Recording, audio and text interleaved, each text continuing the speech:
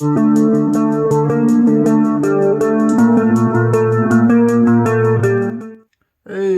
it's Chuck.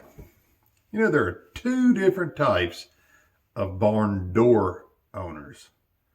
I'm not talking about the ones who use them inside their homes and those who actually use them on barns. I'm talking about normal people who treat them the way they're supposed to be treated, and those who have children who like to test them to their limits. I happen to be of the latter. I have a 7-year-old who, every time he goes through that door, he jerks it as hard as he can and slams it as hard as he can and pulls on it in the wrong directions and you name it.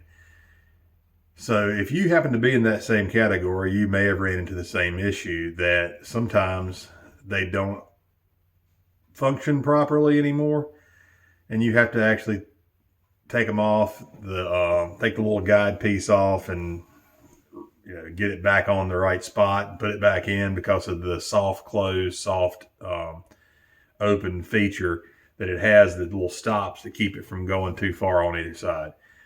Once it actually jumps that little detent, and you're not going to get it back on usually without actually pulling the little stop off and reinstalling it. So today I'm going to show you how to fix that little problem so that it doesn't happen anymore, so it's more kid proof.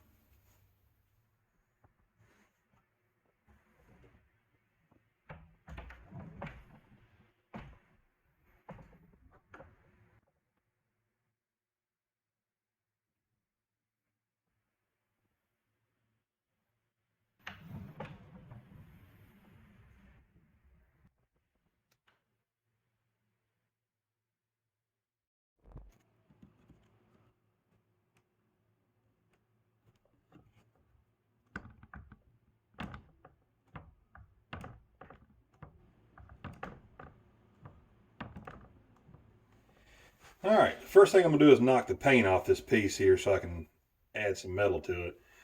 The goal is here to take this little stop and make it thicker. I actually want this piece here to be at least 3 times thicker than it is.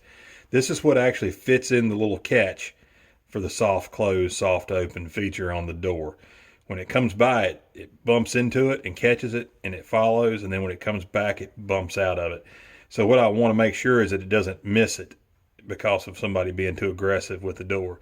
If it's pulled on and jerked on, it can actually go past it, and then once it gets in here, it won't work. So we got to make this so that it definitely engages and never misses it.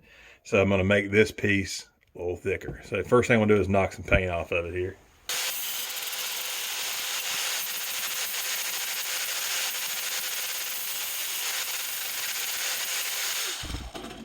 All right, as you can see now, we got it paint free. So the next thing I'm going to do is I'm going to duplicate this size of a piece of metal. So I got to get me some scrap metal and trace some of that out and make it.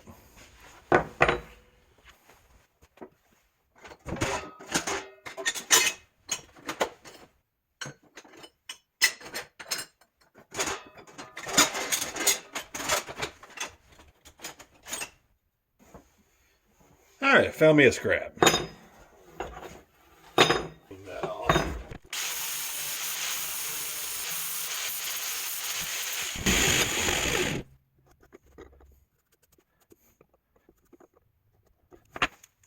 right, go ahead and cut that out.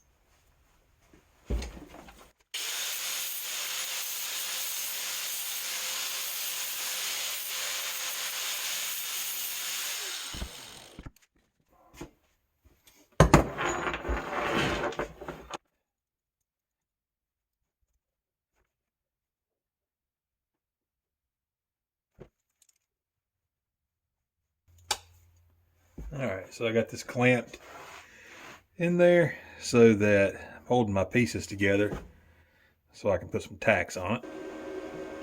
So I'm going to put my ground clamp on the pliers.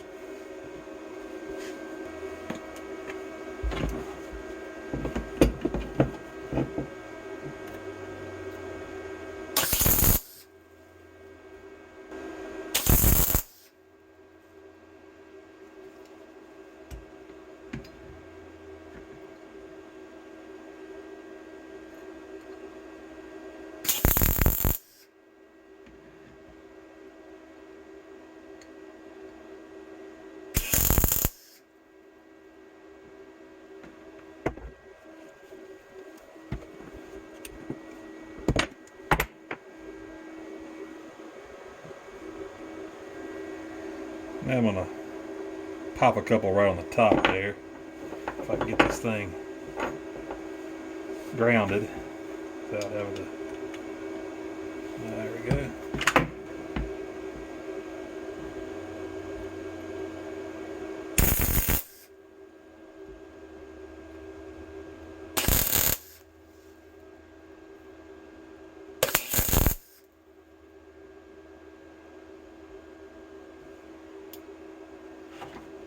That ought to do it. If you want to see my review on this very low cost Thulium MIG welder, I'll put a link to it so you can check it out.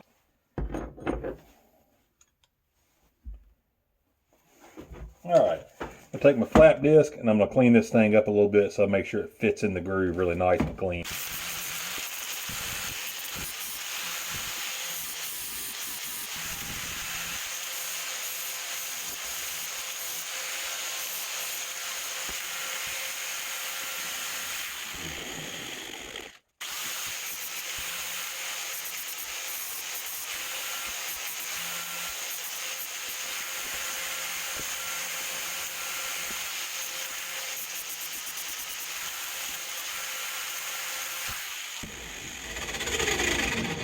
Alright, so now as you can see, I got it back to its original shape. I want to make sure this stays the same here because it has to fit in that little notch. So you don't want this to grow or get bumps on it or whatnot from your weld.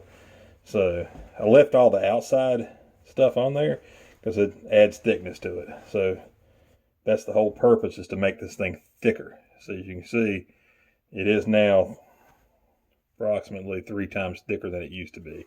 It was this thick, now it's that thick. So I'm going to put a little spray paint on it, let it dry, then we'll stick it back on the door.